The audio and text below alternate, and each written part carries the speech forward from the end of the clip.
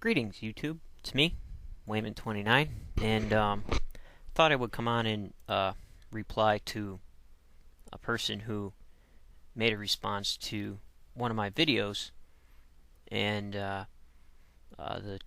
the reply, Tomb of Jesus, Proof of Resurrection. Jeff Mitchod 999 says to me, "So says you, Wayward 29, but who are you? You think Jesus' resurrection is a metaphor for a shift in thinking. Is that just a hunch, or based on something from someone speaking for God? You and every other metaphysicist are just throwing darts into the proverbial darkness. Your ideas are not yours alone, nor original. Even worse, they are curiously void of substance.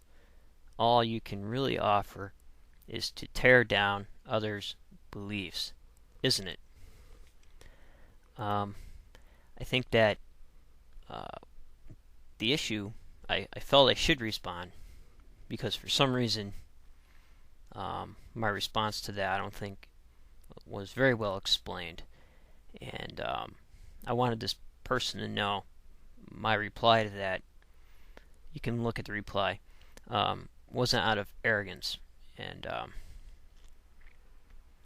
the reason why I wrote about that being a metaphor, the resurrection, and the shifts in thinking, because it says so in the literature.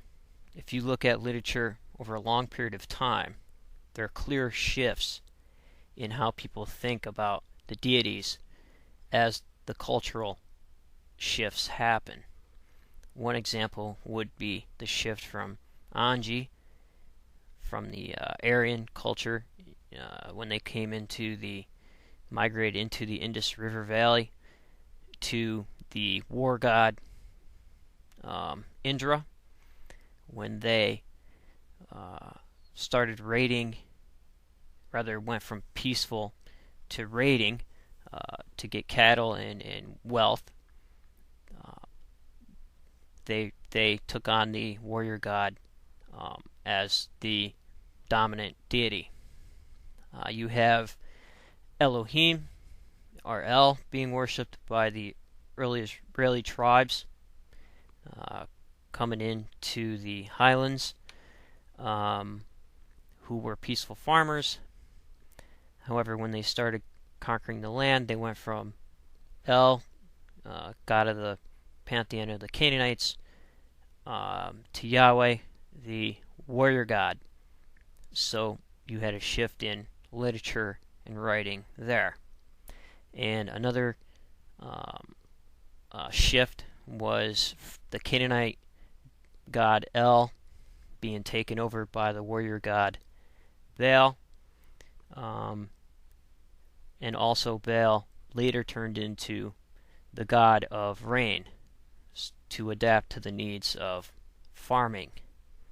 So, yes, the resurrection was a shift in thinking, because people started coming to the idea that the Messiah would not return, the temple was destroyed, and after the crucifixion, the apocalyptic event did not happen. So they internalized Christ as a metaphor, and they took the violence out of the religion, just like the violence was taken out of the religion later in the Vedas. You read in the Vedas later, even the god Indra is outdone by a creator god, and violence is turned inward, saying it's warring with yourself inside, overcoming yourself rather than your neighbors. This also happened with the Israelis during the exile, where the stories of Marduk and creation were very violent. The creation of the priestly text in Genesis 1 is done completely without violence. And the text attributed to that time period, written by the priestly caste, or the P in the documentary hypothesis or theory, there's no violence. Violence is taken out. In the earlier texts, there was plenty of violence. So you see these changes happening. So instead of forcing the end and bringing about the apocalyptic events on your own, which end up as utter failures, as seen in Jewish history and many other times in history, when when Messiah claimants try to bring about the coming or the end or the apocalypse, a lot of those were defeated badly, and the people paid dearly.